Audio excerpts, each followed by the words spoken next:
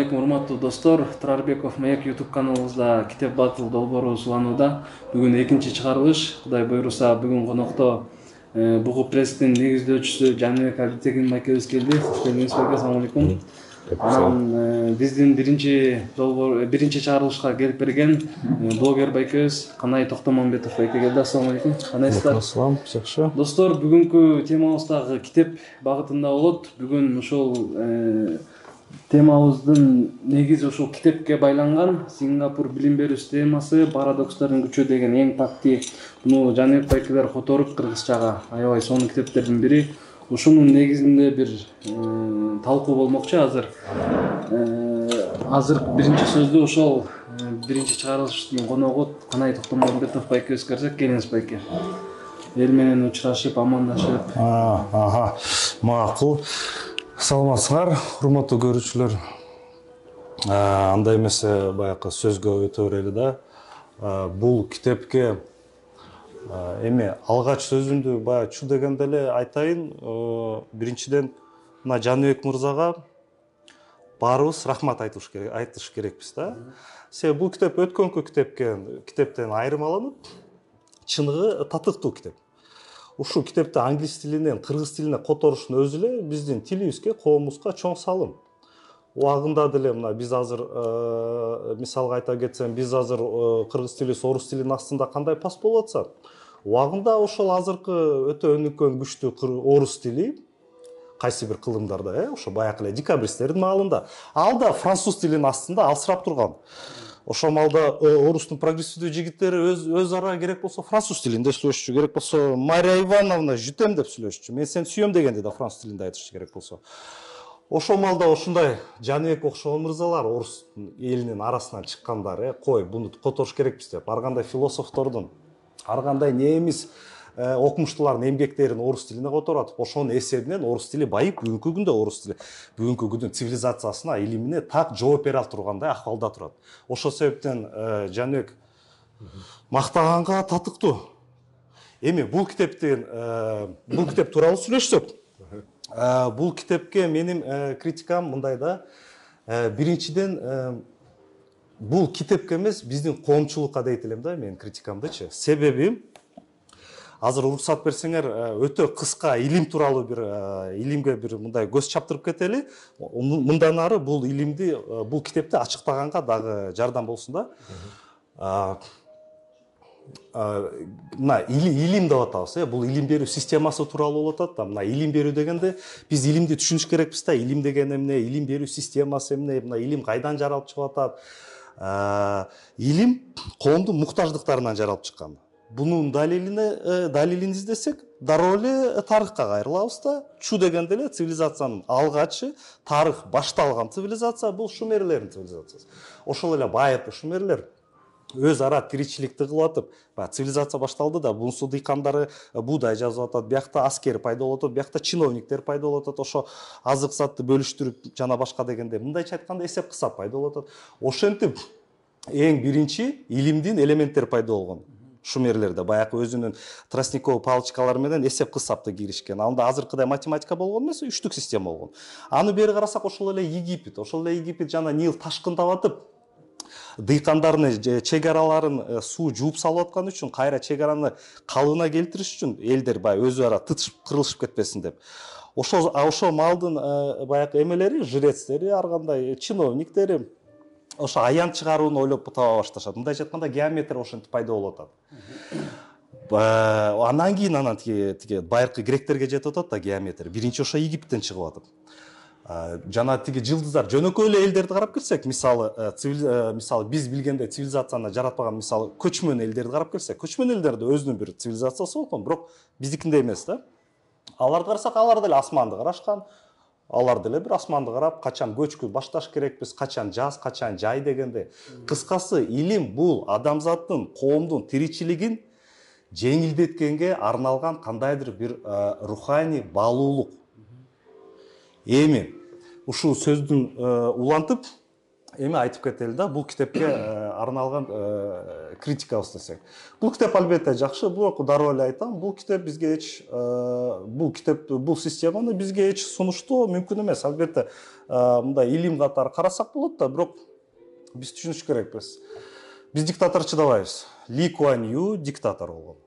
Бул да баягы либералдуу көз караштын дихотомиясынын бири да. Сингапурду макташат, бирок ошону менен бирге Ли Куан Ю диктатор болгон. Ошону менен бирге биз билиш керекпиз, эмне деген порт турат.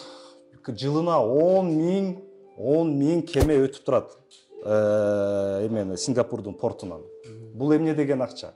Биз ошону менен бирге түшүнүш керекпиз. Сингапур пайда болгондон бери, мына мамлекет катары жаралгандан бери 2017 жылга чейин Сингапурда Американын инвестициясы 272 миллиард. Ушундай санды элестете аласыңарбы? Мына биздин тышкы карасыбыз 4,5 миллиард деп атабызбы? Алардыкы 272 миллиард доллар инвестиция кылган Америка. Кечиресиз, мындай акча менен ар бир мугалимге укмуш зарплата коюп койсо, ал мугалим тим эле лүпүлдөп ар бир баланы окутуп берет. Мындай нерселерди түшүнүш керекпиз. Деги эле илим берүү бул коомдук чарбанын кандайдыр бир бөлүгү экенин түшүнүш керекпиз. Анан жөн эле бул система бизге сонун экен, бул системаны ала берели дей бербейчи. Буну айтышарым. Ошону менен бирге бир аз мындай критиканы айтып кетейин. Жаныбек мырзага мына айтып атат, сиз интервьюларыңызда айтасыз, Ли Куан Ю тиги Малайзиядан бөлүнгөндөн кийин байкуш аябай ыйлаган, капа болгон. Бул идеалисттик баягы мифтер да, романтикалык көз караштар да. Убагында ушундай эле мифтерди Ленин жөнүндө айтканбыз. Ленин момундай бир устунду момундай бир көтөрүп басып кетип калчу деп. Ушундай эле Ли Куан тууралуу эле бул миф. Ли Куан өзү аты билебиз, Гарри беле, Майкл беле. Кыскасы ал Британиядан окууну бүтүрүп келген, толук ошо батыштык көз карашты адам болгон. Биягында Индонезия болсо, биягында Малайзия болсо, экөө тең мусулман өлкөлөр. Албетте Ли Куан Ю Сингапурду бөлгөнгө аракет кылган. Жана Сингапур бөлүнүп эгемендүүлүктү алганда Ли Куан Ю өтө сүйүнгөн, тилеген портко ээ болгон жердин президенти болот. Кечиресиз, ушул сөктөдө эч кандай ыйлоо болгон эмес. Анан дагы эле эмеден Жаныбекке дагы бир айтып кетейин, критикадан деги эле коомчулукка чыгып илимди популярдаштырабыз дегенибиз албетте бул жакшы. Жана ошону менен бирге мен Жаныбектин ак ниетине коомго бир таасири болсун дегенге ишенем, кошулам.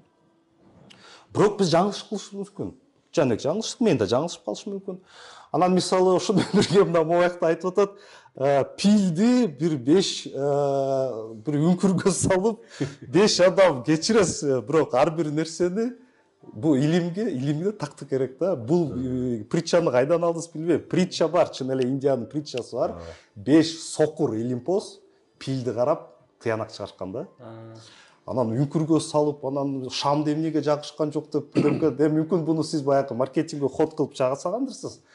Мен деле эч жака деле мындай каршы эмесмин. Кыскасы мен айтарым азырынча ушул эле. Жаныбекке келиңиз. Эми биринчиден биз баягы китеп чыгарганда ошол китептеги айтылган идеялар, ойлор коомго пайда алып келсе, коомдо ушул Канай мырзага окшогон биздин жигиттер, улан кыздар талкууга алса деген ой болот. Анткени сөзсүз талкуулоо үчүн бир идея керек, бир ой керек. Ал ойду баарыбыз бирөөнөн угабыз же китептен окуйбуз. Негизде биздин коомдо мындай байкап көрсөк, дээрлик биздин кыргызча китептер азыр учурда дейли, же буга чейин кыргызча китептер биздин адабий китептер болуп келген, чыгармалар эле да. Бирок бир өнүгүү жөнүндө, өзүндү өнүктүрүү, өлкөнү өнүктүрүү, же психологиялык, же башка дагы жанрдагы китептер кыргызча жокко эсе болгондуктан кыргызча сүйлөгөн кыйын активист, улан кыздар ошол адабий чыгармадагы адептер менен чектелип калгандай да, жакшы идеяларды сүйлөшө албайт. Мисалы орус мектепте окуган бала менен кыргыз мектепте окуган баланын көп айырмасы бар, бирок бир айырмасын мен байкайм. Кыргыз мектепте окуган балдар биздин чыгармаларды же болбосо биздин тилге которулган дүйнөлүк айрым чыгармаларды эле окуган болсо, орус мектепте окуп бүткөн балдар дүйнөдөгү баардык сонун чыгармаларды окуган болот, сонун китептерди окуган болот, окубаса дагы колу жеткен болот, бир күн окуйт. Айырмасы ошол экен да. Анан мындай карап көрсөк, бул эми бир айырмасы. Анан мындай карап көрсөк, бизде китептер буга чейин которулбагандыктан китеп өзү үнсүз мугалим деп коет. Муну бир которуп, бир жакшы чыгарып койсоң, тура берет, кийин элдер окуй берет, пайда зыянын көрө берет. Анан ошондуктан биз бул ишке киришип, анан так бул китепке эми сөздү бура турган болсом, билим берүү негизи коомду оңдой турган тармак. Коомду эмес, бул адамзатты деле оңдой турган тармак, эгер туура кабыл алып, туура багытка түшсөк. Анан карасак, негизи дүйнөдө Сингапурдун, Түштүк Кореянын, Кытайдан Гонконгдун же тиги Финляндиянын жана башка бир 10 чакты өлкөнүн билим берүү системалары аябай күчтүү экен. Мисалы биз жаңы спорт олимпиадасында көрөбүз го. Же Кытайлар, же Америка, же орустар биринчи болот го. Булар ошондой билим олимпиадаларында биринчилерден болуптур. Анан ушул Эң Пакти агай деп биздин тил менен айтканда, бул агай ушул китепти чыгарыптыр. Өзү өмүр бою ал жерде жашаган, ата-энеси да мугалим, өзү да мугалим. Анан Сингапур ушундай бир ийгиликке жеткенден кийин бул китепти чыгарыптыр дагы. Анан бул китеп өзү 2017-жылы чыккан. Анан мен билгенден испан, украин, түрк тилдерине эле которулуптур. Анан биз которуп турбуз. Азыр эми канча тилге которулду билбейм. Анан бул китептин дагы бунун ичиндеги идеяларды айткан дагы башка китептер бар. Анан биз өнүгүүгө умтулган коомбуз да, эгемендүүлүк алдык 91-жылы. Анан ар кайсыга урулуп согулуп атабыз. Ар кайсы мамлекетти карап атабыз, тарыхыбызды карап атабыз. Анан ошондуктан биз ушул китепти тандап алганбыз дагы. Сингапурда мындагы айтылган идеялар биздин коомго талкууга жем таштасын. Мындагы эгер бизге пайдалуу, жакшы дей турган идеяларды эл алсын, жакпаса иргесин. Сингапурдун катасын, кемчилигин көрүп, артыкчылыгын көрүп, ошону алсын деген максат тилек менен которгонбуз. Анан Кудай буйрса биз максатыбызга акырындан жетип атабыз. Эмнеге десек, бул китепти биз чыгаргандан кийин дагы бир агай окуптур. Ноокаттан бир Өмүрбек деген агай, жаңылбасам, окуп аябай жактырып, ал Ноокат району боюнча бул китеп боюнча чоң конкурс болгон, баш байгеси машина депчи. Анан бир жаш мугалим утуп алган. Анан дагы майда барат конкурстар көп болгон. Ал конкурс биздин демилгебиз жок, ал тиешебизде жок. Мен аны кийин угуп атпаймынбы? Аябай сүйүнүп, анан ал кишилер жактырып, пайдасын, зыянын айтор китеп тиргеп, өздөрүнө пайда жагын алып калса керек, пайда зыян жагын. Анан бүгүнкү талкууга дагы Канай мырза талкууга чакырганына дагы сүйүндүм, аябай кубануу менен кабыл алдым, чындыгында. Анан максатыбызга жетип ушул китептин үзүрүн көрүп атканыбызга сүйүнүп, анан биз дагы мейли Сингапурдай болобу, мейли башкадай болобу, өнүккөн өлкөдөй, бирок дал ал өлкөдөй эмес. Ал өлкө эми өнүгүү окшош эле да. Мисалы, ал жакшы чуркайт экен, мен деле жакшы чуркагым келет деген сыяктуу, биз дагы ошондой өнүккөн өлкөлөрдө болсок, башка өлкөлөрдү билсек, алардын жаратылышына эле суктана бербей, кантип өнүктү, аларын билсек деген ниет менен которуп, буюрса, экинчи басылышы да чыккан китептин. Колумдагы экинчи басылышы. Муну бүгүн ошо биздин сиздин каналдын көрүүчүлөрүнө белекке берсеңиз болот. Кыскача ушундай. Канай байке, суроолор барбы? Эми макул, мен кыскача айтып кетейин да, же болбосо аны аягында жыйынтайыкпы. Менде мындай сунуш да. Мен эми бул биз кандай болсо да дебат турабы?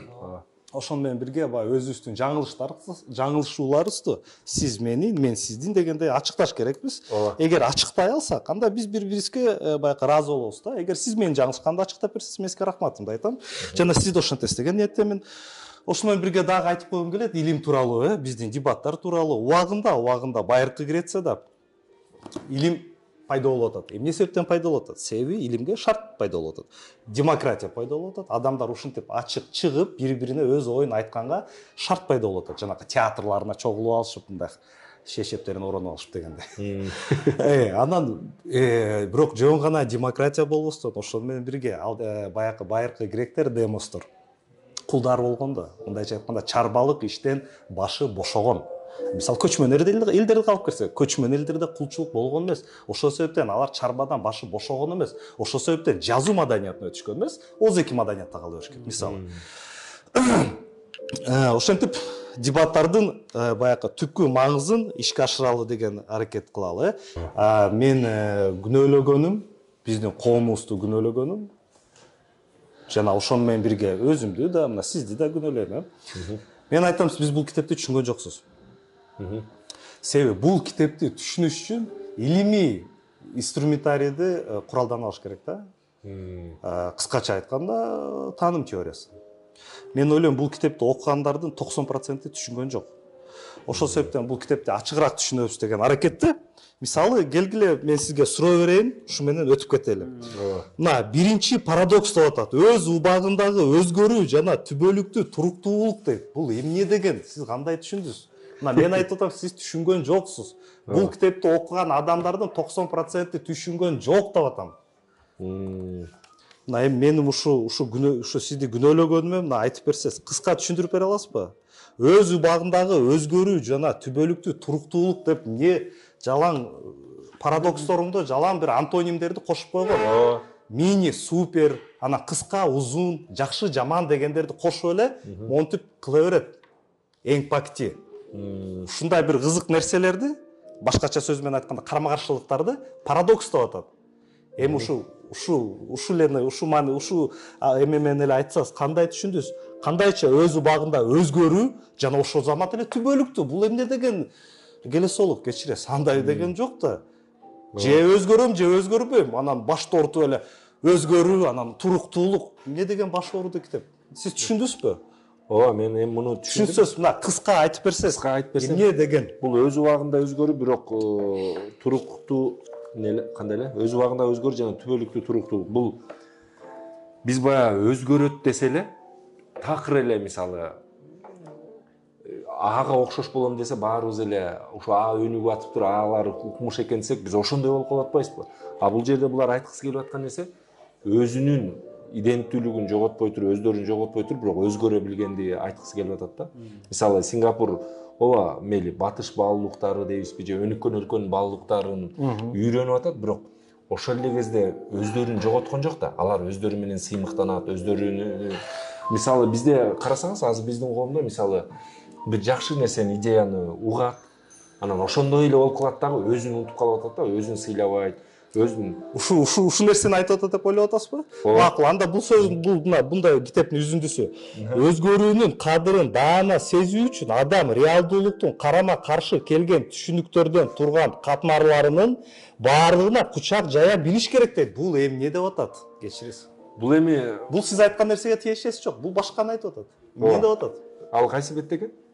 Жок, ал бетте эмес, мына болсо мына менин монжер менен окуп койсоңуз болот. Мына өзгөрүү деп атат. Ушуну эле окуп койсоңуз сезүү үчүн адам реалдуулуктун карама каршы келген түшүнүктөрдөн турган катманын баарына кучак жая билиш керек. Бул эми эмне деп атат?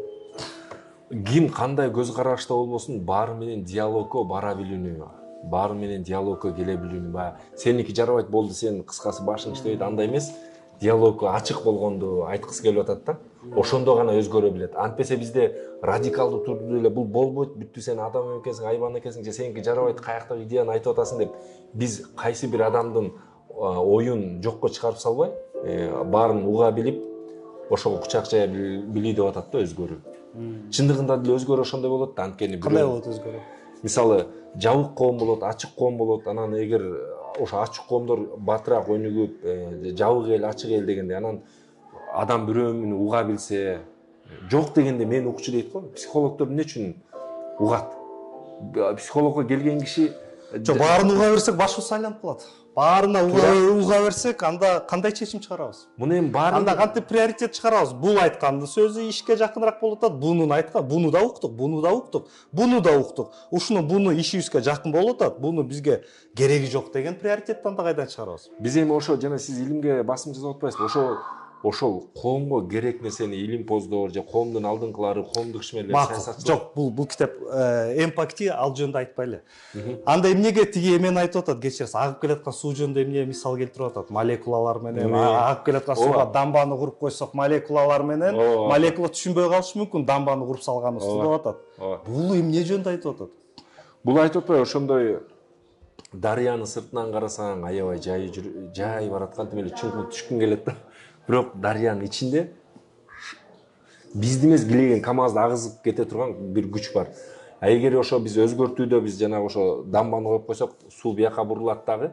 Аны кайра суу сырттан караганда биз бурдук, максатыбызга жеттик, бирок ичинде молекулалар кайра чаржайт болот деп атат. Эми бул эмнени айткысы келип атат? Бул жерден мен эмнени түшүнүп атам? Баягы өзгөрүүдө кээде ошо баардыгынын ою эске алынбай калышы мүмкүн да. Кээде айрым баардыгынын оюн эске алыш керекпи? Баардыгынын оюн эске алса, максималдуу жанакы молекула каршы чыгат дамбага. Сөзсүз да. Анда эмне кылыш керек анда? Бул жерде эми коомго туура келген, пайда алып келген нерселерди жасай бериш керек. Анткени баары бир идея. Эмне коомго пайда? Арасында наразычылыктар болот го. Сөзсүз да, эми ал ар бир коомдо бар көпчүлүк жеңет. Бул табигый нерсе, мурун деле жеңип келген, азыр деле жеңет. Көпчүлүк. Демек көпчүлүк илимдин акыйкаты, туурабы? Азыр биздин коомубузда көпчүлүгүбүз биз мондай жашайбыз десек, анда ошондой жашап кетиш керек экенбиз. Ошол туура жок да, бул ошондо. Анткени мисалы биз деле тарыхты азыр окуп көрүп, социализмди жээрип атпайбызбы? Мисалы, айрымдары жээрип, жек көрүп ушунчалык.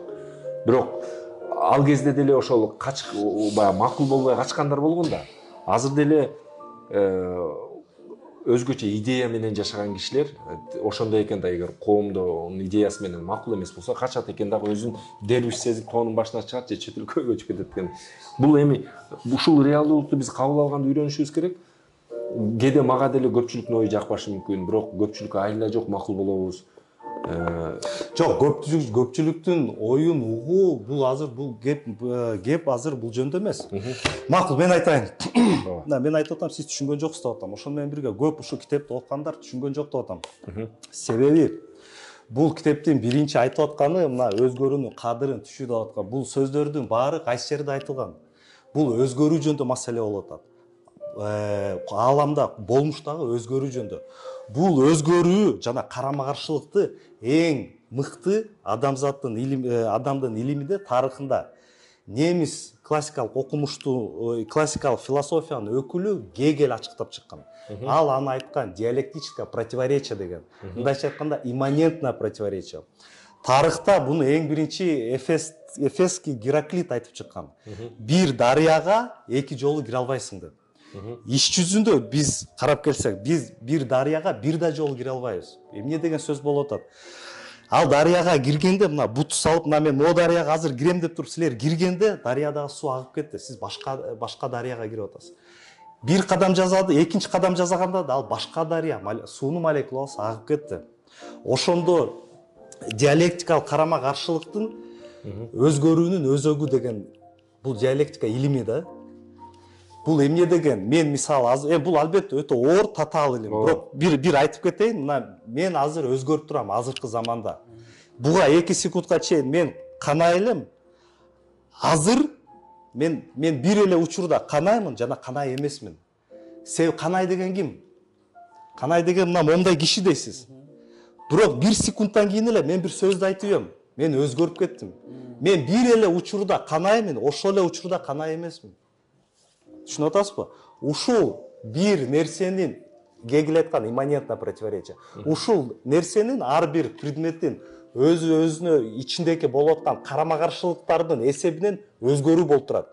Мисалы, могу кашыкты деле алып келсек, бул деле ар бир секунда сайын өзгөрүп турат. Көзүбүзгө бирдей көрүнгөнү менен ичиндеги молекуласы өзгөрүп турат. Менин колум тиер менен гана, менин колумдун кожа менен бул молекулалар биргелешип, кандайдыр бир өзгөрүүгө душар болду. Болмушта ар бир нерсе өз ара байланыштуу жана тынымсыз өзгөрүү болуп турат. Ушул нерсени эмпати өз сөзү менен айтып атат. Ал эмпати ачык айта албайт, бул Гегельдин диалектикасы деп. Антпесе мүмкүн буну иштен алып салышат. Ошон үчүн ушундай сөз менен айтып атат. Эми ушул эле сөздөрдү силер биздин улуу адам, тарыхыбызда улуу адам Жусуп Абдурахмандын күндөлүгүн карасаңар, Жусуп Абдурахманов ал да ушул сөздөрдү жазып атат. Бүгүн туура деген нерсебиз эртең жаңылыш болуп калышы мүмкүн деп. Эмпати көп жолу айтып атат буну, туурабы? Бүгүн ийгиликтин жолу эртең тиги каталыктын жолун алып келип калышы мүмкүн деп. Бунун баары диалектиканын мыйзамдары, мындайча айтканда философиянын мыйзамдары. Бул нерселерди толук кандуу түшүнмөйүн, бул китепти толук кандуу түшүнүш мүмкүн эмес. Ооба, ошо эми кийинкисине өтөлүбү? Макул. Сизде суроо барбы? Жок, менде суроо жок, азыр уланта берем. Бул китепти ушинтип эле талдап чыксак болот да. Экинчи парадокска кирели. Бул ушу 4 парадоксту диалектиканын мыйзамдарын парадокс деп туруп ушинтип айтып берип атат да, эмпати. Баягы жашыруун диалектиканын мыйзамдарын пропаганда кылып атат, мындайча айтканда. Эми мына экинчи парадокс деп атат. Кайрымдуу жана меритократия. Кечиресиз, бул эмне деген башаламандык? Бир жагынан меритократия, мына угармандарга айтып кетели, меритократия бул татыктуулардын ишке келиши, үстөмдүгү татыктуулардын. Сингапурда Ли Куан Ю меритократияга аябай басым жасаганда, акылдуу бала, сабакты жакшы окуп, жакшы иш кылып, ошол бийликке келиш керек, ошол мыкты болуш керек дегенчи. Бул айтып атат, меритократия ошол менен бирге кайрымдуулук деп атат. Эмне деп атат бул? Кандай бул меритократия жана кайрымдуулук? Бул карама каршылык, бул антоним нерселер. Же силер меритократия эң мыктыларды алдыга түртөсүңөр. Же кайрымдуулук деп баарына жардам берип эле, баарыңар кучакташып эле жатып каласыңар. Кечиресиз, бул эмне деп атат? Жана биринчиге мында бир эки сөз жыйынтыктап коеюн, суроо бербей эле. Негизи ал Сингапур ал эми баягы өзгө, кыскасы биз дайым өзгөрүүгө даяр болуш керек да. Бул китепте эле ошону айтып атат. Эң пакти деле сиз көбүнчө жана илим менен айтып атпайсызбы? Анан эми биздин коомго жалпак тил менен айта турганда түшүнүктүү болуш үчүнчү. Адам баласы өзү негизи бир идея менен катып калбай, туруп калбай, дайым өзгөрүүгө даяр болуш керек. Эң пакти да ошону айтып атат. Жана ошол эле өзгөрүү акыркы чечим болбош керек. Ошондуктан бул Сингапур, бул эң пакти окумуштуу, ошону айткысы келген да. Сингапурлуктардын бул канында бар, булардын психикасында бар өзгөрүүгө дайым даяр болуу, өзгөрүүгө даяр. Биз дагы ошондой коом болсок жакшы болмок деп ойлойм. Өзгөрүүгө даяр, бирок ошол өзгөрүүдө акыркы чечим эмес. Жана рахмат. Өтө жакшы, мен кошуп кетейин. Мына сиз азыр айтып жаткан сөздөр толугу менен философия илиминде чагылдырылган. Бул тууралуу кыргыз тилинде китептер толтура. Кечиресиз, ошол эле философия тарыхын илимин караңыз. Алтымышбаев, Миңбаев, Закир Акимжанов, Миңбаев Козубаев, толгон токой совет орунан калган биздин академиктерибиз бар. Алар дал ушул сиз айткан сөздөрдү айтып жатат. Бирок ал илимдин аты диалектика. Эми ал диалектика союз илимине таныш болгончу. Биз андан коркуп, кокуй деп чанып атабыз. Мындайча айтканда, бул китепти күнөөлөгөн себептердин эң чоң бири ушунда. Биз колубуздагы алтынды убагында рыгытып салып, эми башка бирөөнүн колундагы күмүшүн карап алып, амий сонун экен. Эми сендей болгум келет деп атабыз. Бул якта жазылган бүт жанагы парадокстор биздин китептерибиз анбар кыргыз тилине да которулган. Толгон токой ачыктап жазып чыккан өзгөрүү деген эмне? Сиз айтып атпайсызбы? Адам өзгөргөнгө даяр болуш керекпиз. Ал эмне деген сөз? Ал ааламыздагы өзгөрүп жаткан объективдүү реалдуулукка биз өзүбүз ан сезимибиз менен чогуу өзгөрүп туруш керекпиз. Ошондо түшүнүп турабыз, эмне өзгөрүш болуп атат, кандай аракет кылыш керек экенбиз. Бунун баары таным теориясынын проблемалары менен маселелери.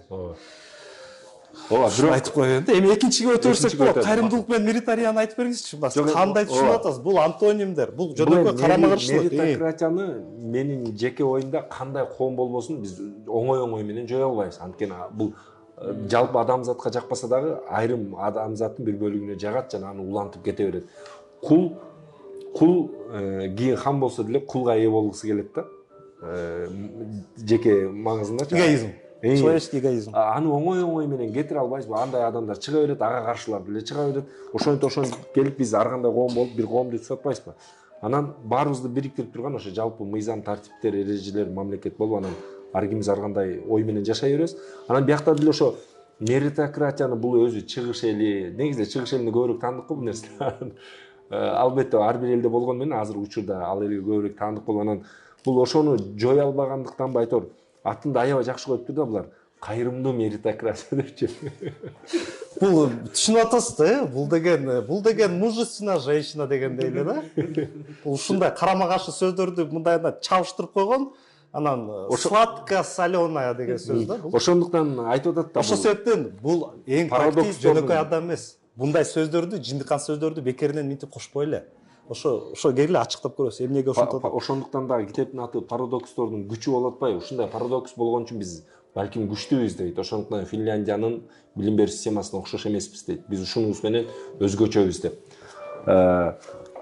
Булардын деле өзгөчөлүгү ошол заманбап баалуулуктар менен улуттук баалуулугун айкалыштырып, анан сиз айткандай карама каршы парадокстор пайда болуп, анан ийгиликке жетип калып атат. Анан ошондуктан эң пактушуларды жазып чыкса керек. Эми биякта кайрымдуу меритократия деп эмнени айтып атат? Мисалы китепте мисал келтиргенде айтып атпайбы, эгер бир биз Сингапурдун жыйынтык кыйындыгын мисалы пиза билим берүү экзаменден көрүп атабыз. Жалпы ала турган болсок, биз биринчибиз дейт. Бирок мисалы бир класста 2 бала окуйт, экөө тең 50 балдан алды, биз жеңдик дейт. Кокус бир бала 100, экинчисин ойласа, ал бала калып атат дейт. Бирок биз ал бала менен өзүнчө иштешип, мисалы булар эмнени киргизген? Ар бир класста, мисалы Сингапурда ар бир класста бирден ассистент бар, жардамчы мугалим. Биздин тилде аны соцпедагог деп койсок болот. Ал соцпедагог, баягы элге түшүнүктүү болуш үчүн айтчу.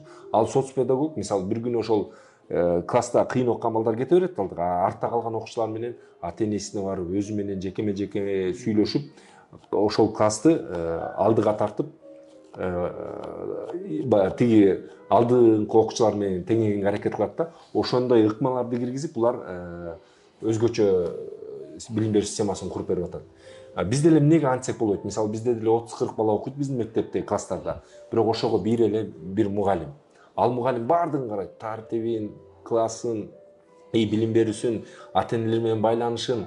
Бирок булар ошондой мисалы бирден бизде бир мектепте бир эле соцпедагог бар.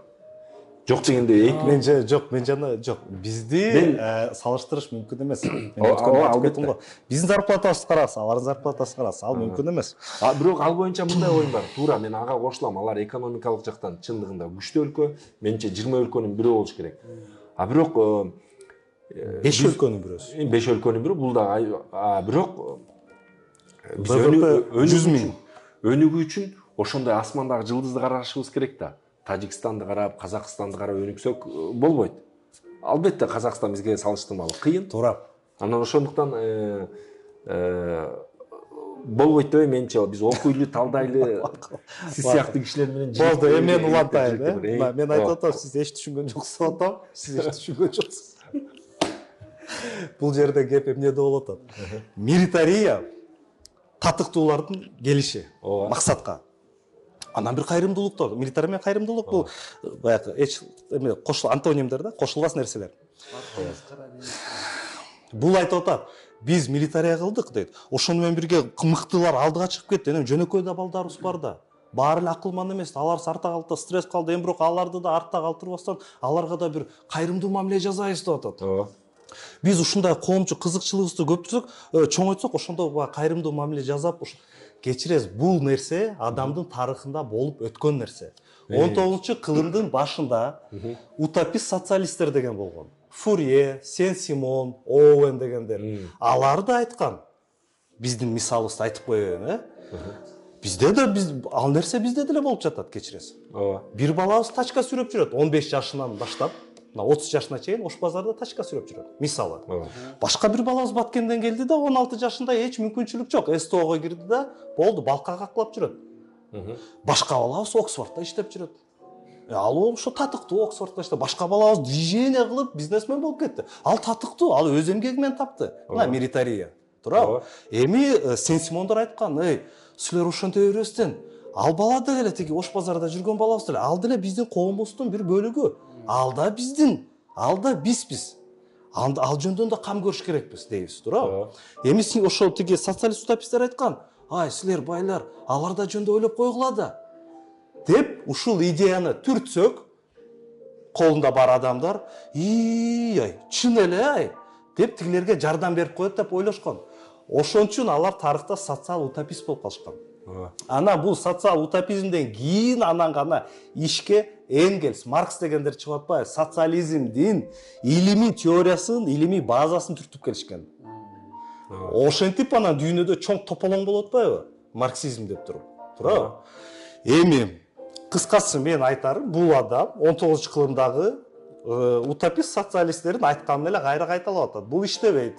Буну ал өзү мойнуна алып атат, туурабы? Жанагы көптөгөн мугалимдер, башка мугалимдерди, сен балаңды тиги элиталык мектепке түртө бербей, жөнөкөй мектепке деле бар деп атышат. Туурабы? Алар түшүнүктүү болуш үчүн угармандарга айтып кетейин. Ал эмне демек? Ал убакыт бизде деле болуп атат. Бизде деле баары юрист болгусу келет, экономист болгусу келет, маркетолог, дипломат болгусу керек. Бирок ошону менен бирге кечиресиз, бизге ирригационный системаны билген кесипчи керек.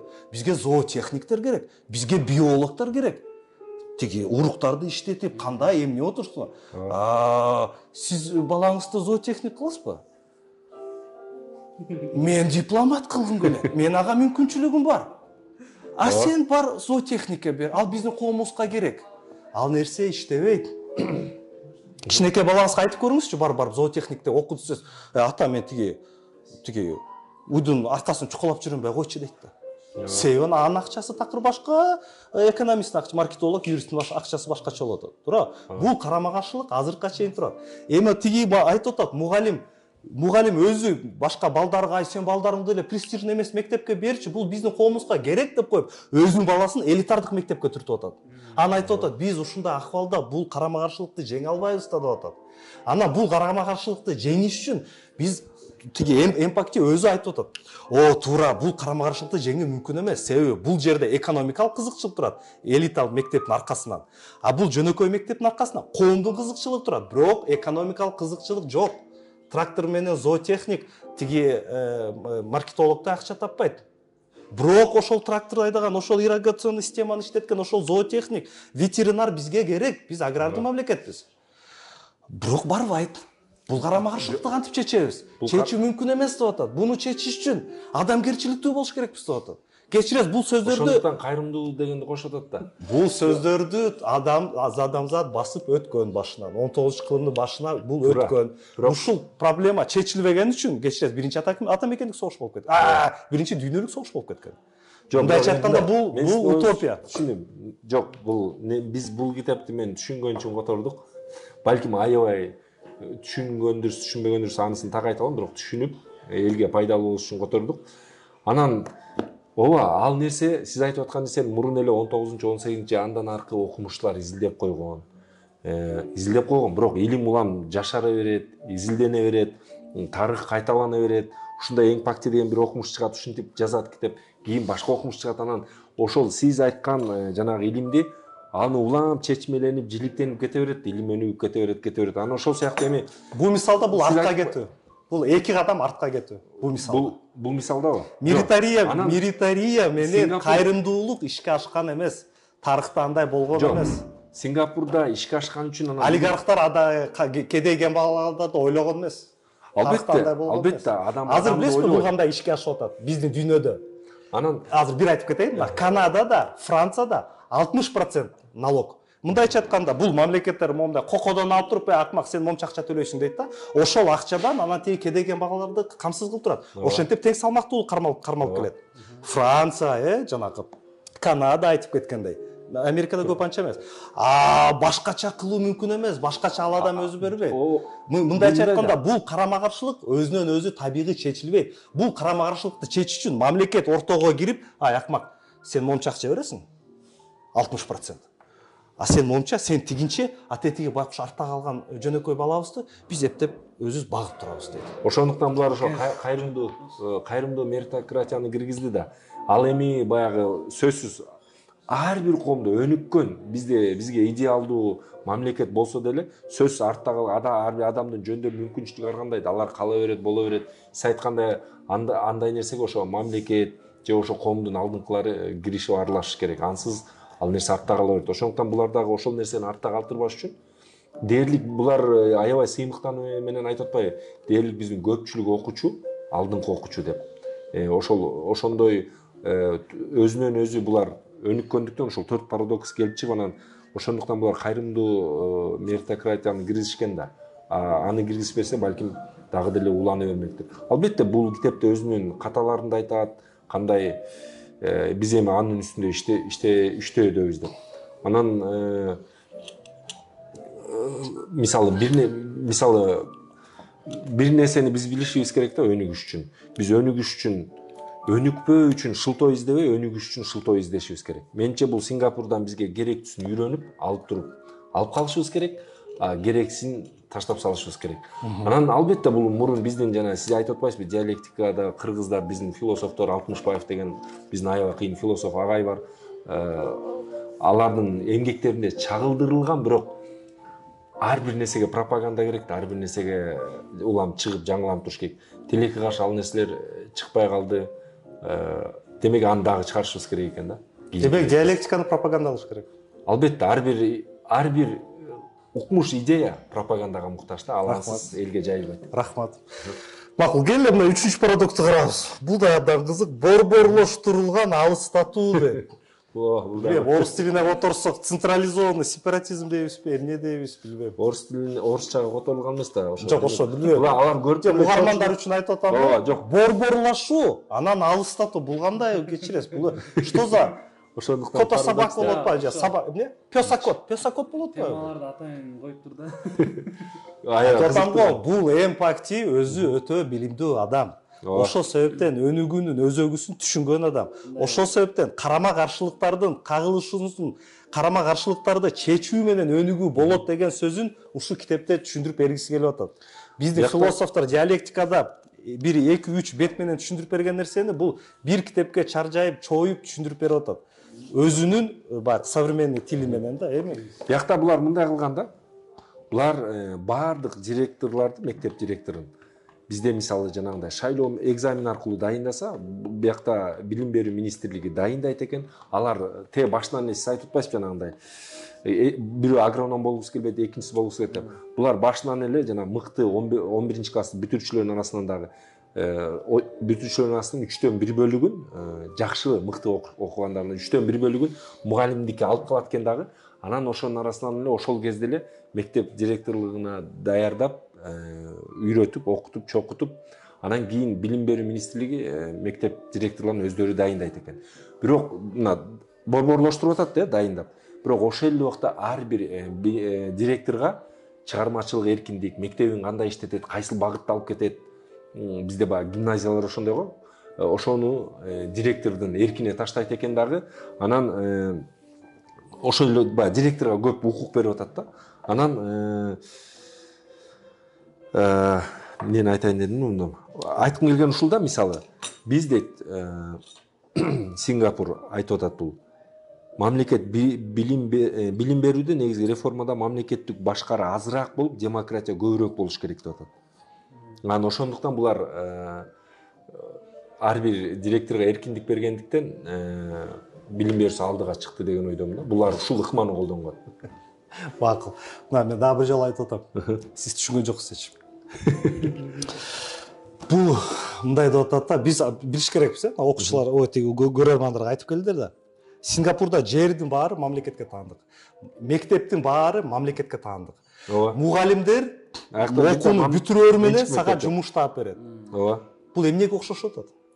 Биздин социализмге окшошуп атпайбы? Биз 70 жыл ушунча жашап келгенбиз. Кечиресиз. Окууну бүтөөр менен болду, сен таяк барып мугалим болуп иштейсиң.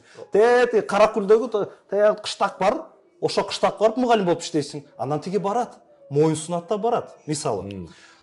Бунун системасы ушундай болуп атат. Бирок ал совет дорунда каалоосу жок эле ишке ашырчу. Бул өлкөдө каалоо менен ишке ашырылат алар. Жок. Бул өлкөдө каалоо менен акчанын эсебинен ишке ашырат. Акчаны койсо албетте каалайт. Жок, мен азыр бир нерсени айткым келет да.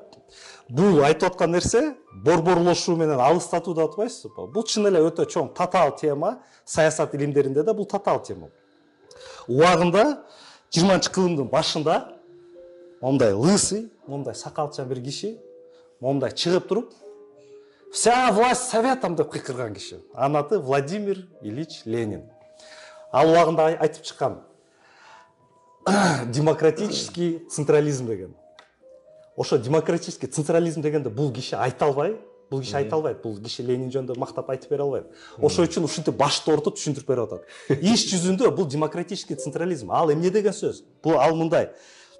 Эң өзөктүү вектор, бул баягы коомдун өнүгүүсү дедик, ал эң негизгиси. Ошол план, ошол общий вектор. Ал эми тиги кыштакта, бул кыштакта кандай эмне жасайсыңар? Биякта чабан болобу, биякта заводдо иштеген адамдар болобу, биякта мүмкүн заводдо иштеген тиги адамдардын сөзү улуу, тиякта чабандын сөзү улуу болобу? Аны өзүңөр чече бергиле, советтер өз ара. Бирок силердин чечүүңөр ушу коомдун кызыкчылыгын алкагында жатыш керек деп Ленин баштаган бул нерсени. Анан кийинчерээк бийликке Сталин келип калып да, тияктан согуш башталат деп Сталин баарын мондай күч менен алып кеткен да. Иш жүзүндө Ленин демократический централизмди баштаган. Башкарган эмес да бирок. башкара албай калган, о туура өлүп калган. Анан айтып атам го, Сталин бийликке келгенде баары башкача болуп кеткен. Бирок Лениндин идеясы, Жусуп Абдрахманов эмне үчүн Ленинди жакшы көргөн, эмне үчүн кызынын атын Ленина коюп атат? Себеби ушул идеялары абдан жаккан. Бул эң негизги багытыбыз бир деген сөз, коомдун кызыкчылыгы деген сөз. Майда чүйдө суроолордо советтер өзүлөрү кеңешип, өзүлөрү чечип, анан импульсту жөнөтө берет. Айылдан чечесиң, импульс кетет, районго келет. Райондон ошо сен чечкен импульсуң туура болсо, тиги областка кетет. Областтан республикага, андан ары тетиги Кремльге кетип калат. Ошентип тетиги Баткендеги дыйканыбыз Кремльде отурчу да. Ооба, бирок Горбачевдун мондай 20 метрден карап. Ошондо деле булар ишке ашырып атпай, Ленинден айырмаланып, бул Сингапур, ишке ашырып атат. Ленин ашыра албай калды. Эми бул мындай да, бир класс болот, класста тиги бир сулуу кыз болот, сулуу кызды мен сүйөм, ал сүйөт, баардык эркек балдар сүйөт, бирок аны кызды сүйдүрө алган эле алып кетет. Ошол жактан бул Сингапур ишке ашырды. Макул. Жок, ишке кантип ашырды, ал башка маселе. Туура, союз маалында бул принцип ишке ашкан эмес дедик, макул. Демек бул принцип туура экен да. Бул принцип туура. Демек демократический централизм туура. Демек Ленинди окуп көрүш керек экен. Жок, Ленинди окуп көрүш керек. Бирок баары окубаш керек да. Муну баягы Чубак ажынын жакшы сөзү бар. Библияны окусам болобу деп сурап берет го. Библияны Чубак ажы мен окусам болот, бирок сен окубай эле кой дейт да. Ошол сыяктуу сиз айтып аткан Лениндин идеяларын, Карл Маркс менен Фридрих Энгельстин Капиталын сиз сыяктуу жана башка илимпоздор окусун. Коомго иликтеп, жиликтеп, ошо илимпоздор, коомдук ишмерлер таратышып. Макул, жакшы. Эми аз окутуп көп үйрөтүү деген сиз кандай түшүн? Кандайча аз кайра башты ортотуп атат, аз окутуп көп үйрөтүү деп атат. Опять котопёс бул авторга.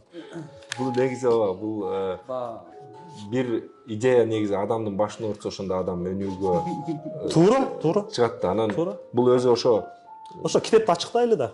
Ооба. Негизи булардын ийгиликке жеткени дагы бар күч деген жашта болот да. Булар дагы ошол эмне үчүн өздөрү биринчи жана борборлоштургандагы себеби, мисалы, анан алыстатып үйүп атпайбы? Алар борборлоштуруп аткан себеби менин түшүнүгүмдө булар жаш мугалимдерди, мисалы, аларда мугалимдердин орточо жашы 36 жаш болуп атат. Адам жаш кезинде, ошо Жусуп Абдрахмановдай биздин жаш кезинде көп ишти, көп идеяга ээ болот, көп ишти жасайт. А улам карган сайын баарыбыз эле мокой баштайбыз. Анан булардын ошо жаш мугалимдерди жумушка алып, анан аларга эркиндикти берип атат, эмөнүктүр деп. Жана борборлоштурган алыстатсын, ушул мисалды айта алам. Ал эми бизде ошентсек жакшы болмок. Ал эми тиги 4-чү парадокска келсек, аз окутуп көп үйрөтүү. Аз окутуп көп үйрөтүү. Бул көп кайталоо адамды мокотот деп атпайбы? Баягы мурунку биздин билим берүү системабыз боюнча үйдөн окуйсуң. Сингапурда кандай? Алар үйгө тапшырма берилбейт да.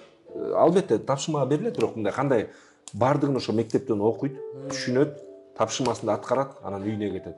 А биякта ошол баланы кечке кыйнабай, аз убакыттын ичинде ошо көп нерсени үйрөтүүгө жетишип калуу. Ошо менен булар аз окутуп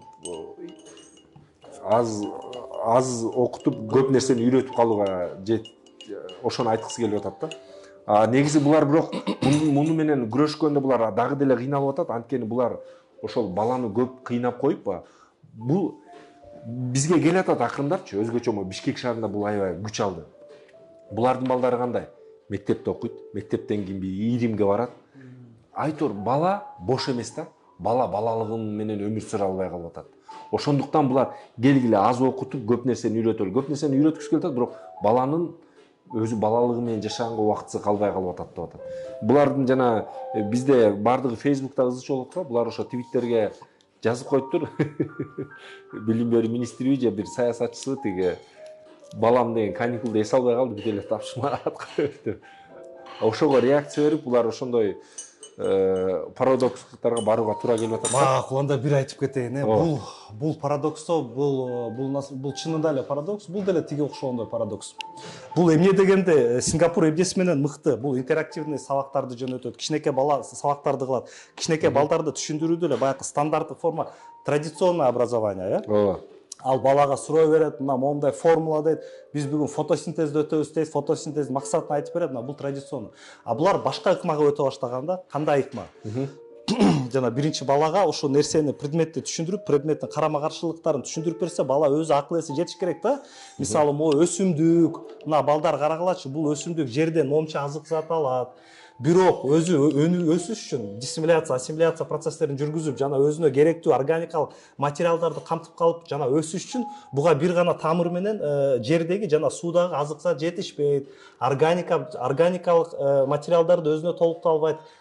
Бирок өсүп атат балдар эмне үчүн деп суроо бергенде балдар ойлонот, урунат, сурунат, антип минтип атып, бирөөсү айтат, эже күндөн го дейт. Мен эртең менен чыксам күн мага жылуу жакшы тиет, булар да ошо күндөн бирдемке кылат го дейт. Анан мугалим айтат, ооба, туура, күндүн эсебинен фотосинтез жүрөт, ошо үчүн биздин сабагыбыз бүгүн фотосинтез деген методикаларда. Эми бул методикалар 70-жылдары эле пайда болгон. Давыдов, Эльконин деген биздин окумуштуулар буну эч ак эле түшүндүрүп беришкен, майдалап чайнап беришкен. Бирок баягы партиянын катыктыгы болгон үчүн бул метод көп жакшы ишке ашпай калган. Себеби бул методду ишке ашырыш үчүн мугалимден өтө чоң көп энергия талап кылынган да. Кыскасы ошол малда баягы союз мындай начарлап баратып, көп көңүл бурулбай калган. Бирок иш жүзүндө бул методдун баарын мыкты совет окумуштуулар иштеп чыккан. Ошол эле Иленковдун китеби бар, «Школа должна учить мыслить». Эгер окуп көрсөңүз, ошол китепте баланын таануусу эң мыкты кайсы учурда жүрөрүн айтып берип атат. Жөн эле жатпатканда баланын мээси кыйналат да, балага ошол проблеманы түшүндүрүп бериш керек деп.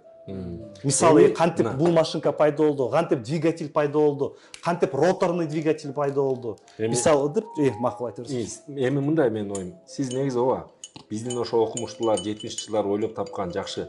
Бирок көрдүңүзбү, алар ойлоп канчалык сонун нерсени ойлоп тапканы менен, эгер ошондогу бийлик, ошондогу өкмөт эркиндик бербесе, жеке ошол окумуштууларга, жеке адамга эркиндик бербесе, демек коом өнүкпөй артта калган. Бул ошонун көрсөткүчү да. Биз ошондон сабак алып, Сингапур тескерисинче ага эркиндик берип атат, ошондуктан Сингапур өнүктү. Ошол кезде биз тилекке каршы ошол адамдарга эркиндик бербегендигибизге байланыштуу биз артта калып калдык. Демек бүгүн биз ошол сиз айткан окумуштуулардын эмгектерин кайрадан карап чыгып, кайрадан биз жандандырып, мына биз тарыхыбыз менен сыймыктаналы. Кечке эле четти карабайлы дагы, алар менен сыймыктанып, мына алдыны карай кетели десек дагы жакшыраак болот да. Ошондуктан биз тарыхтан сабак алыш, тарых эмне үчүн керек? Тарыхтан сабак алыш үчүн эмне керек деп ойлойм. Тарыхта сиз ошо жанадан бери айтып атасыз, бизде мурун бар болчу деп. Мен кошулам ага, бизде бар болчу. Мен да өзү ошондой көз караштамын да. Анткени азыр биздин коомдогу дээрлик ар бир экинчи кыргыз менен сүйлөшсөң эле өзү кыргыз, бирок кыргыздын баары жүдөм иштей берет. Бирок мен ага кошулбайм да. Биздин да колубуздан келет, биз да ошону жасайлы. Биз дагы мындай китептерди которгондун себеби сингапурлуктардын эле колунан келбейт, биздин да колубуздан келет. Алар жасаган нерсе башка жерден келген эмес, өздөрүнөн чыккан, өздөрүнөн, ушул сөздү атайын айтып атам, өздөрүнөн чыккан. Сиз айткандай ошо Ленин жана башкаларды балким изилдеп чыктыбы, аны мен билбейм, аны эң фактилерден сураш керек. Мен шектенем да. Макул, кыскасы мен бул китеп убактыбызда тар болуп атат, кыскасы айтып коеюн. Бул китепте мындайча айтканда билим берүү системасы бүт эле жанакы совет доорунда кандай болсо ошондой болуп атат да. Кечээ биз деле мугалимдерди жактаганбыз. Биздин эски совет китептерде тиги кинолорун карагылачы. Ай, мектеп, анан педагог это лучший человек общества. Анан мугалим жана мугалим баягы жетим баланын үйүнө барып эле там, Вася, а ты почему в школу не приходишь? Вася деп эле бир барып берген мектеп бар го. Мына буну баары ошону жазып атпайбы? Камкор окуучу, камкор мугалим деп. Тура принциптерин айтып атат. Буну баары болгон да, кечиресиз. Ошол эле бул жөн эле тиги акчаны күчүнө салып принцип кылып атса, союз малынан акча жок болчу да. Адамдын ан сезимин жогорулатуу менен ишке ашырчу. Баягы эле кинону эстесеңиз, Афоня деген кинону. Баягы алкаш жинди Афоняны. Бүгүн андай болсо, карап туруп, ичсең ичпе, мага эмне дейбиз? Мен өзүм окатым турат, өз окатымды тарта албай жүрөм дагы отуруп алып, сен менен мораль окуймбу дейбиз. Мисалы, себеби бүгүн биз баарыбыз өзүмчүл жашап келатабыз. Бүгүн жашоо ошондой. Союз малында атайын институт болчу, жумуштан кийин баарыңар чогулуп, Афоня, ичпечи, адам болчу, Афоня, сен кыздарга тийишпечи деп.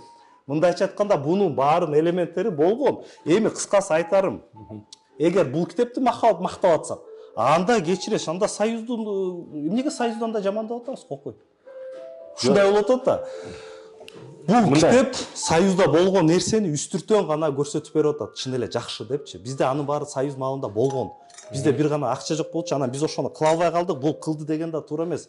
Бул акчанын эсебинен кылып атат. Биз союз маалында аны адамдын жогору ан сезимин аркылуу кыла алдыш керек. Жок, союз маалында акча жакшы болгон. Кылышкан жок албетте. Союз маалында менин оюмча акча жакшы болгон, акчанын баарын ал кездеги ошо башкарган топ, элита акчанын баарын ошо пропагандага эле кетирген да. Сайыз маалында ошол кечиресиз, бул жакта пропаганда жокпу? Бар. Бул жакта пропаганда жок. Бул айтып атпайбы? Мугалимдерге, ата-энелерге түшүндүрүш керекпиз деп атат. Коомдун кызыкчылыгын түшүндүрүш керекпиз деп атат. Сингапурда эң көп акчаны, бюджеттен эң көп акчаны армиядан кийин эле билим берүүгө жумшайт экен. Сайыз маалында эң көп акчаны пропагандага жумшачу. Жок. Эң көп акчаны пропагандага Гонка вооружение болчу, гонка. Жок, ошол аскерге жумшат. Албетте, Сингапурда эле биринчи армияга жумшат, анан билим берүүгө. Советтер Союзу акчаны албетте, аны айтпай деле койсок болот. Түз эле талашсыз армиясына жумшаган, армиядан кийин эле пропагандага жумшаган. Армияга жумшаган. Сизде андай статистика жок, сиз аны айта албайсыз. Статистика жок, сизде андай маалымат жок. Аларда ошондуктан алар убагында космоско биринчи учкандыр, ошондуктан армиясы күчтүү болгондур. Пропаганда кылган үчүнбү? Жок, армияга биринчи жумшаган үчүн. Пропагандага кылган үчүн көптөгөн тарыхтар, көптөгөн туура эмес иштер азыр ачылып атат четинен. Сайыз маалында акча эмес, эркиндик болбогон үчүн ошол жакшы идеялар, сиз айткан жакшы идеялар ишке ашпай калган. Адам бааланган эмес, адам бааланганда гана жакшы идеялар ишке ашат. Сайыз маалында мисалы азыр Союз маалында критика кылбайлы. Ал өзүнчө бир тема. Жок, мисал менен айта алдым. Мисал Союз маалында деген Калашниковду ойлоп тапты, жана автомат. Жок, азыр эми аны Калашников жок. Ага вакыт жок. Бир сөз айткан. Кандай коом өнүгөт? Эркин коом, анан адамды баалаган коом өнүгөт. Адам менен эсептеше билген. Мисалы ошо Союз маалындын сиз жакшы жагын айтып анан алар болгон деп атпайсызбы? Алар болгон, бирок эмне үчүн ишке ашпай калган? Ал кезде бир окумушту жакшы бир нерсени ойлоп тапса, ал ойлоп тапкан нерсеси окумуштун менчиги ойдон калган эмес да. Аны ошол кездеги бийлик алып алган. Окумуштуга медалды төшүнө таккан, Волганы берген, эркиндикте жашайсың деген да. Азыр эркин коомдо андай эмес да. Биз бир нерсе ойлоп тапсак, ал биздин менчик. Ал анын өмүр бою үзүрүн көрөбүз. Ал кезде ошонун үзүрүн ошол кездеги башкарган элита көргөндүктөн жакшы, сиз айткан жакшы нерсени барып тилекке каршы ишке ашкан эмес. Ошондуктан айрым окумуштуулар башка өлкөгө качкан, жер которуулар болгон. Ушундай ойду айтмакчымын. Кызык, анда сиз ал эми Сингапурда эми бул Ли Куан Ю дагы өзү ошондой парадокс лидер болуп атпайбы? Өзү батыштан окуп келген, бирок келип сиз жок, ал эч кандай парадокс эмес. Жок, өзү батыштан окуп келип атат дагы. Анын өзүнүн саясаты болгон, ошо саясатын ишке ашырган. Бирок өзү диктатор болуп атат. Бирок Сингапур көп ошо либерализмди жактаган окумуштуулар деле Сингапурду мисал келтирбейт. Алар мындай айтышат да, Сингапурдун ийгилиги Сингапурга эле таандык дейт да. Башка анын ийгилик формуласы башка өлкөгө жарабайт. Мына сиз айткан нерсенин эсебин өнүктүрүп бул мамлекет Сингапур карама-каршылыктарга келип атат. Ооба. Милитария. Сиз айтып аткан нерсе милитария. Союз маалында милитократия болгон эмес, баарыны теңдеп салган. Ошондо коом мындай жалпы болуп жашай берген, мисалы. Бул жерде мына азыр окуйын, түшүнсөз, ушул сөздөрүндө бунун ушу эмеге болгон мамилеси да. Кайсы бет экен? Мына 218, мына уксаңар эме. Айланаңдагы ата-энелердин баары кабагым кашым деп чуркап аябай көп экен да. Ушулса мындай да, ийгилик деген көп нерсени билдирерин бардыгыбыз эле билебиз. Бирок баары бир ага талпына беребиз. Экономикалык кызыкчылықты айтып атат, жакшылыкка баары бир талпына беребиз деп атат. Эми себеби баалар, сыйлыктар жана байлыктарды сезе алабыз. Байлыктарды сезе алабыз. Туурабы? Биздин денебиз бар да. Эми деп атат. Чене алабыз, сезе алабыз. Кайрымдуулук жана адамгерчиликти анте албайбыз да деп атат.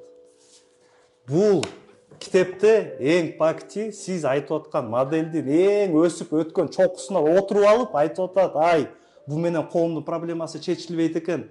Мыктыларыбыз мыкты болуп кетти, жакшы. Бирок жөнөкөй элдерибиз артта калды да, жөнөкөй элдерибиз кор болуп атат. Буну кантип чечебиз, башыбыз айланып атат деп атат. Жок. Буга экономикалык кызыкчылыкты бербесек, анда бул милитократия ишке ашпай коет. Качан анда иштебейм деп коет. Антпесек өнүкпөй калабыз. Ошол үчүн экономикалык кызыкчылык бериш керек жумушчуга. Ошондо эң мыкты жумушчу болом деп, баягы акча табам деп иштейт. Бул нормалдуу нерсе. Бирок ушул нерсе кайра эле баягы кризиске алып келип атпайбы? Мына эң пакти айтып атат. Буну кантип чечебиз? Бул карама-каршылык эмгиче чечилбей атат деп жазып атат. Сиз билесизби, теңсиздик Сингапурда кандай? Бангладештен жаман. Акыркы рейтинг боюнча 155 мамлекеттин ичинен 147-орунду ээлеген. Эми мындай да ар бир адам жөндөмүнө жараша өзүнүн жашоосун түзөт, жашайт. Анан өзүнүн жашоосун жакшы болсо өзү Жок, Жаныбек, биз бул китепти окуган адам катары бул нерсе иштебейт, сиз айтып аткан нерсе. Мына бул айтып атпайбы, меритократияны ишке ашырдык, бирок проблема чечилген жок. Баары кыйындарыбыз алдыга чыгып кетти. А жөнөкөйлөрүбүз артта калды. Эми ошо жөнөкөйлөрдү да ойлош керекпиз да. Ошо үчүн кайрымдуулук деп атабыз деп айтып атат. Жок, мисалы ислам дининде деле байлар кайрымдуу болсо, ошо кайрымдуу болсо, коом ошондо өнүгөт деген сыяктуу. Биякта делечи бул китептин уникалдуулугу мынтип айтып атат да, эң пакти могу башында айтат. Биз эмне үчүн муну ишке ашырдык? Жакшы мыйзамды кабыл алган саясатчылардын, ал мыйзамды так аткарган өкмөттөгү кишилердин жана ошол реформаны туура түшүнүү менен жеткирген мугалимдердин талпасы эмгеги менен ишке ашырдык деп атат. Ооба, сиз айткандай кайрымдуулукту, адамгерчиликти сезет. Сиз сезбейт дедиңиз, сезет деп айтат. Кантип сезет? Бул эң пакти айтып атат.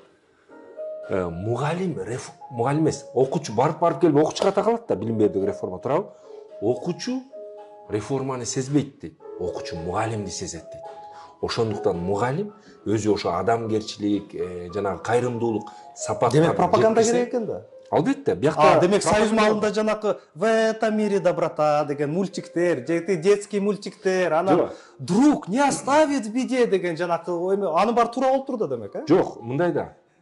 Пропаганда дегенде жакшы нерсенин пропагандасын жакшы, анан жаман нерсени, мисалы пропаганда кечиресиз, достук, бири-бирине жардам берүү, жанбарларга айыр мамиле жасоо, жаратылышка айыр мамиле жасоо, бунун баары союз маалында пропаганда болгон. Ал талашсыз, эми адамгерчилик пропаганда ал жакшы. Бирок айрым пропаганданы, мисалы мекенди сүйүү, мекен башка, мамлекет башка да турабы, өлкө башка, мамлекет башка. Алар болсо, сен мамлекетти сүй, бул элитаны сүй деген эле сөз да.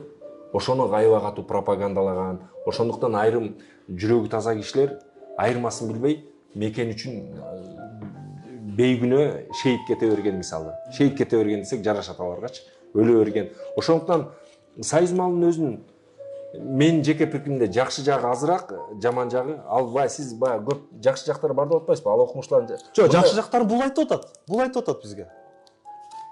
Бул ошонун бул союздун жакшы жактарын башка сөз менен айтып берип атат, иш жүзүндө. Ооба, ошону айтып атпайм мен. Бул айтып атат да эң пакти. Эгер биз ошондой жакшы баалуулуктарга эркиндик бергенде гана биз өнүгөбүз дегенди айтып атат. Союз маалында бербей калгандыгына байланыштуу белгилүү бир катмарга иштеген үчүн өнүкпөй 70 жыл жашап кала берди. Азыр алар укмуш болсо, анда азыр алардай жашайлы деп кайсы бир мамлекеттер чыкмак да. Тилекке каршы аларды ечиген мамлекет менимче жок. Макул. Сиздин мага сурооңуз барбы? Менин суроом мындай. Жок. Сиз эмне үчүн мен менен бул китепти талкуулагыңыз келди? Бул китептин маңызын ачыктап бериш керек. Ошол себептен талкуулап атам да. Жооп бердиңиз, Ооба, албетте. Рахмат, анткени биз командабыз менен максатыбызга жеттиптирбиз деп ойлойм. Анткени мен мисалы бул Канай мырзаны таануучу да эмесмин. Анан демек бул китепти окуп анан ушундай толгонуп, түйшөлүп, өзүбүздүн тарыхыбызда да болгондугун айтып, анан ошону дагы элге түшүндүрүп бербейлиби дегени мага абдан жакты. Биздин негизги максатыбыз деле ошол болчу, Сингапурдай болгула деп эч кимди биз кыйнабайбыз, чакырбайбыз. Өзүбүздөй калалы. Мына мындай жери бар да. Анан башка суроо айта бериңиз. Мына айтып атат 11 бөлүмдө билим берүү реформаларында эң маанилүү нерсе келечек муундун жаркын жашоосу үчүн өзүн курмандыкка чалууга даяр болгон азыркы муун дейт. Албетте. Биякта мындай кыйынчылыктар өтүп тур да. Булар эмнеге курманчылык? Эмнеге курманчылыкка чалыш керек экен?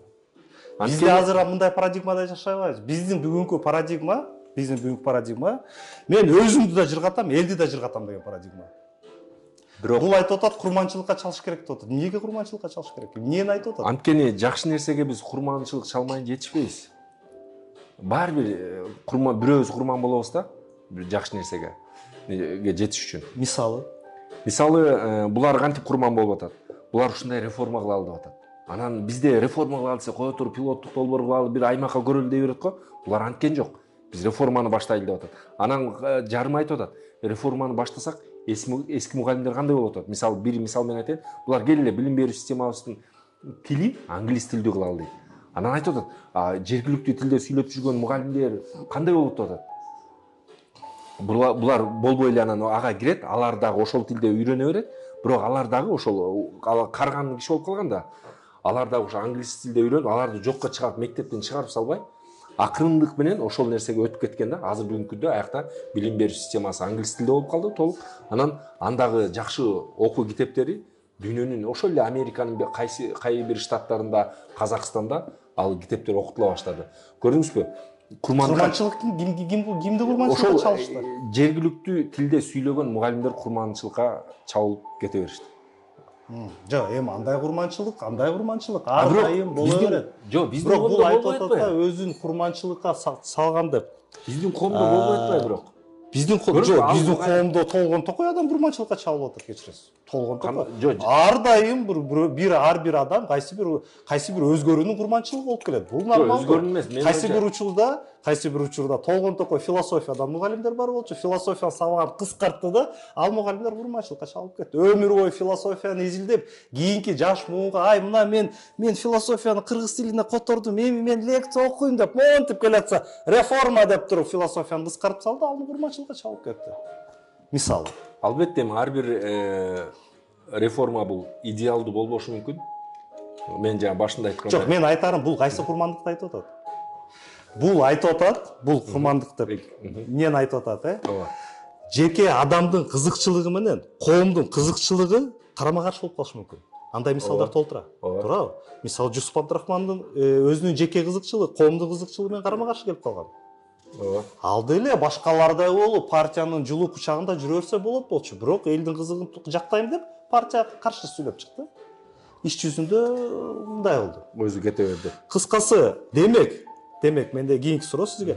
Демек, кайсы учурда коомдун кызыкчылыгы жатат бул иште? Кайсы учурда жеке кызыкчылык жатат? Буну биз туура түшүнө билиш керек экенбиз, туурабы? Аны түшүнүш үчүн ошол маселени чагылдырылган, ошол предметти чагылдырылган илимди изилдеш керекпиз. Ал илимдин аты эмне?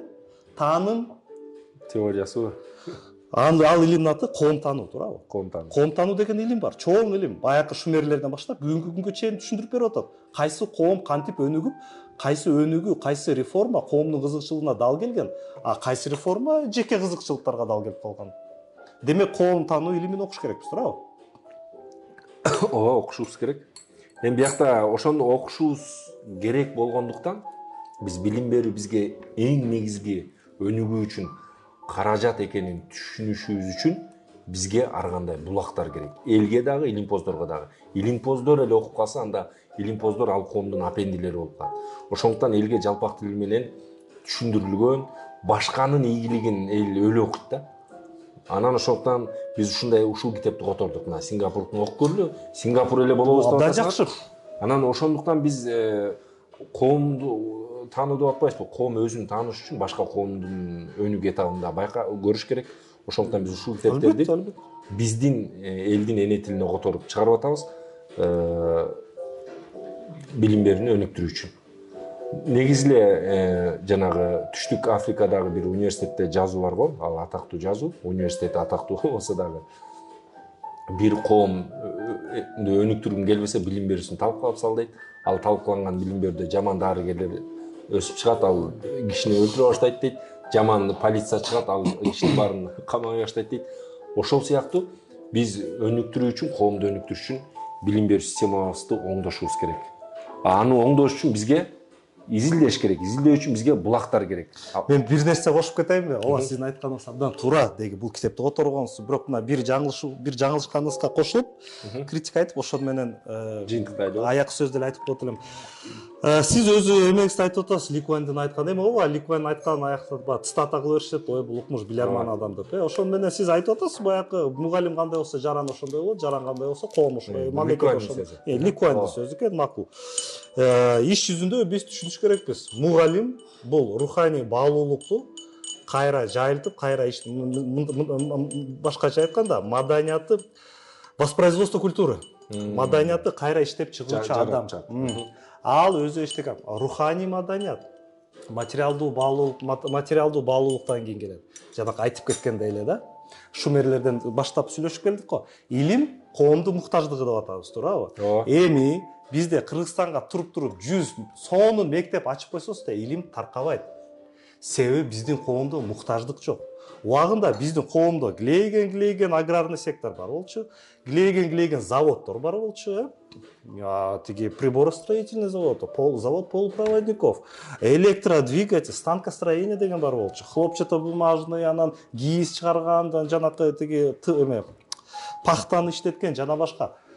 Ошондой өнөр жайлар иштеп турганда илим жашайт коомдо. Эгер коомдо өндүрүш жок болсо, илим өлөт. Себеби илимди окуштун кереги жок. Жаш балага карап туруп, ай, сен илимпоз болбойсуңбу десеңиз, мен не кылам дейт? Эски костюмду кийип алып жүрө берем дейт. Мен андан көрө калькулятор басканды үйрөнөм да, движение кылам дейт. Бир балабыз илимпоз болуп таякта мугалим болуп жүрөт 5-класстарга. Алган зарплатасы 15 000 сом. Башка балабыз 3 контейнердин ортосунда отурат, калькуляторду баскылап. Тапканы 200 000. Биздин жаш буун ошо экинчи баланы тандайт. Бул нормалдуу нерсе. Ал балага 1000 жолу жакшы бала бол, илимди оку десек да, коомго илим таркабайт. Коомго илим таркаш үчүн өндүрүш керек. Өндүрүштү кантебиз деген бул албетте башка маселе. Ооба. Эми ал мындай да, биз азыр билим берүү бизде өнүгүп атат деген кандай? Жакшы, жаман жак өнүгүп атат дегенде изденип атат, ар кайсы жерге чабылып атат, көптөгөн мектептер ачылып атат. Көптөгөн билим берүү системаларын өлкөгө алып келип атат. Жана Кембридж билим берүү системасы, Сингапурдукун алып келип атат. Сингапур методу боюнча сабак берген мектеп ачылды. Азыр биз изденип атабыз. Бирок өндүрүш болбосо анын баары каяка барат деп атпайсызбы? Ооба, анын баары чет мамлекетке чыгат. Ооба, биз ар бир иштин бир натыйжасы болот да. Биз биякта билим берүүнү өнүктүрө берсек, анын баары балким биринчи муун чет мамлекетке чыгат. Экинчи муун өзүбүздү өнүктүрөлү деп чыгат. Ошондуктан биз билим берүүнү өнүктүрө беришибиз керек. Туура. Жана ошондо гана биз ийгиликке жетебиз деген ойдомун. Муну эми баары ошондой ойдо, муну кимдер утат муну? Баарыбыз эле балким теорияларды жана ыкмаларды билишибиз мүмкүн, бирок муну аткарган, жасаган гана коом утат. Ошондуктан биз сиз менимче коомду чакырып кетели, билим берүүгө көңүл буралы, билим деңгээлибизди өстүрөлү, өзүбүздү унутпайлы, өзгөрө билели, ошондо гана өнүгөт. Ошол эле Ликуанин сөзү менен аяктагым келет. Албе жанагы эл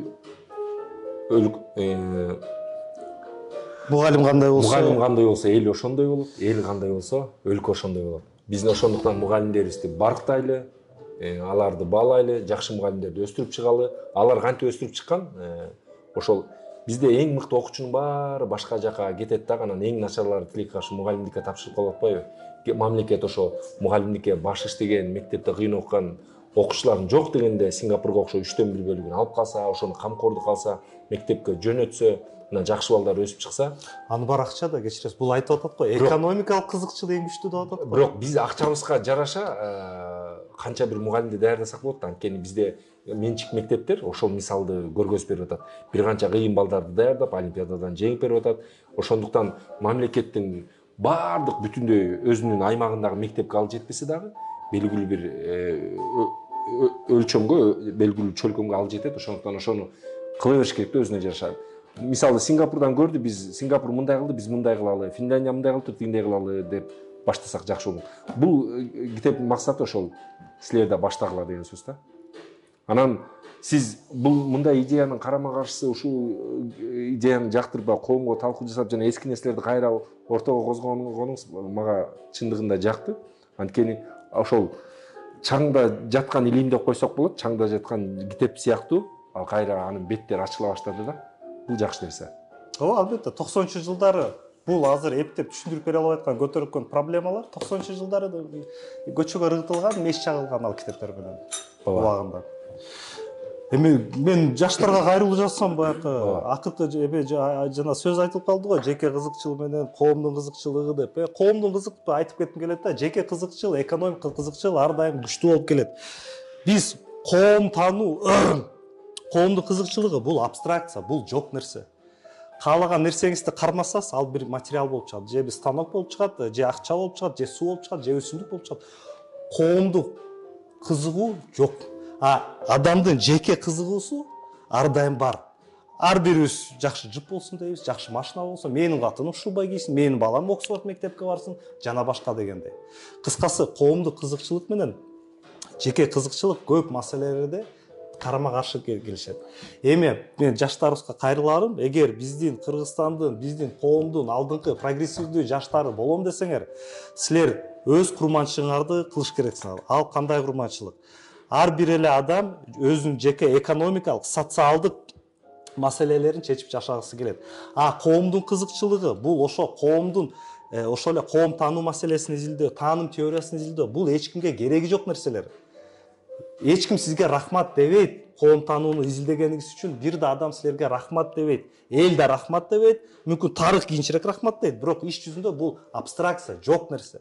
Бирок ошол жок нерсени силер курманчылык чалып изилдеш керексиңер. Ошондо биздин калкыбыздын ичинен прогрессивдүү жаштар көбөйөт, жана ошону менен бирге өнүгүүнүн бир өбөлгөсү, шарты пайда болот. Ошо мен аяктадым. Ошо мен деле анда жаштарга, биздин мекендештерге кайрыларым. Урматтуу мекендештер, урматтуу жаштар, биз ар кандай ойдо болгонубузга карабай бирибизди уга билгенди үйрөнөлү, талкуулай билгенди үйрөнөлү, жерибегенди үйрөнөлү. Бүгүнкү биздин талкуудай. Анан билим берүүбүзгө абдан жакшы көңүл буралы. Анан бул китепти дагы бул каналдын көрүүчүлөрүнө белек ала келдик. Тилек мырза өзү берип коет. Талкууга чакырганыңарга ыраазычылык билдирем. Рахмат. Буюрса, китепти окуйлу, билимдүү бололу, өзгөрөлү, өзүбүздү да унутпайлы. Эң сонун биринчиден сиздерге рахмат. Кудай буюрса, белектер боюнча биз Instagram баракчабыз аркылуу жарыя жөнөтөбүз. Ошол жактан көрүп утулсаңыздар болот. Талаштан тактык жаралат дегенди буюрса, көрүүчүлөрүбүз да бул китепке кызыгып, окуп чыгыңыздар. Сиздер да бул видеону көргөндөн кийин эгер окуй элек болсоңуздар, окуган болсоңуздар, сөзсүз көрүшүңүздөр керек деп ойлойм. Биздин талкууну көрүп, сиздер да ой жүгүртүп, оюңуздарды комментарийге жазып кетиңиздер, кандай ойдосуздар. Анан сиздерге ийгилик, Кудай буюрса, мындан дагы көптөгөн китептерди окуп, ошону кыргыз элине бир пайда келтире тургандай иштерди жасап жүрө берели. Рахмат сиздерге. Рахмат.